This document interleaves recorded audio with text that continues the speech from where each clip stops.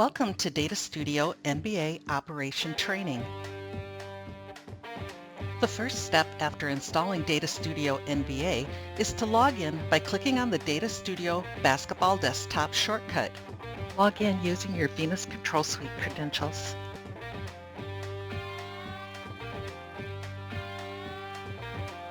Clicking the Home icon in the menu starts loading information. If there's no data, it will look blank like this. As data is added, it starts populating.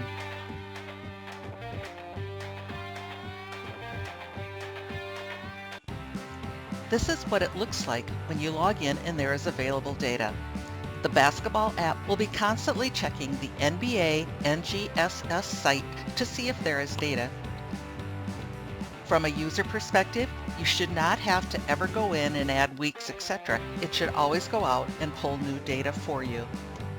The in-game page is the first page you view once logged in or by selecting the Home tab. The top table gives you some team stats. Under that, it is broken out into the 5 Encore players for guest on one side and home on the other. Then under that, we have leaders for each team and some more extended stats for each team. The top 2 tables are clickable for stat selection. In the top right-hand corner, you'll find a timestamp, which is live but is not real time. We process the data every 2 seconds or so. This was done on purpose as it was deemed important to keep the clock for future integration with Allsport or timing. You get to see your stats before you send them out. See them live and compare them. You can select players from different teams, compare 1-to-1 or 3-to-3. And at the bottom of the page, you'll find a send button that will send stats through the system to the players. It does not trigger a presentation to be played.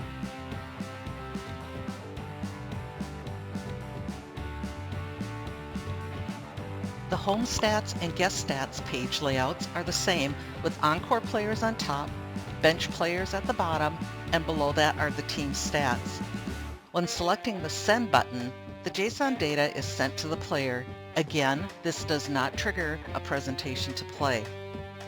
To add or remove columns from the stats, just click a column heading to add.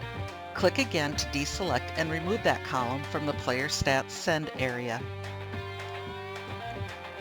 Another notable, player and team stats do not overwrite each other like they do today in other programs if you make multiple requests on a single stat port. Here they are separate entities. They will, however, override if you select player stats on 2 different tabs.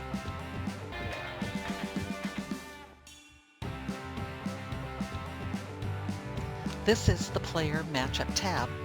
This is where you can compare players from the same or from opposing teams. You can also select on-court and/or off-court players. Just click to add stat fields. Click again to remove them.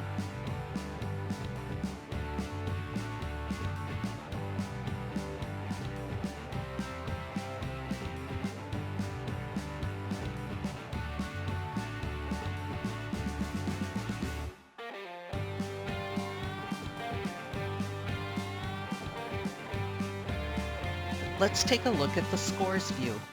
This view shows other games going on at the same time. You can see it broken down by quarter, or what time it started, or by rebounds, assists, or more.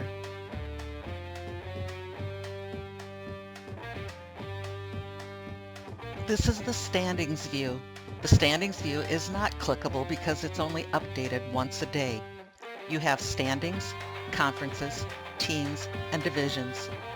You can break out to conference or division with the East Conference or West Conference, and then break down to division after that.